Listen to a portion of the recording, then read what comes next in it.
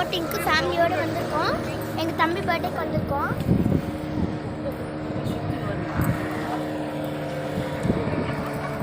நல்லா செம்மையாக இருக்குது. போயிட்டு இருக்கும்போது எல்லாம் சூப்பராக இருக்குது.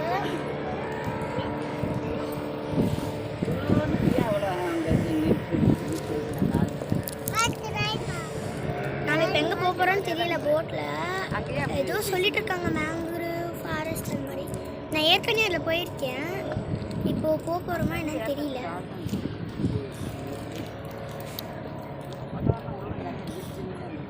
Mangrove forest போனோம்ல.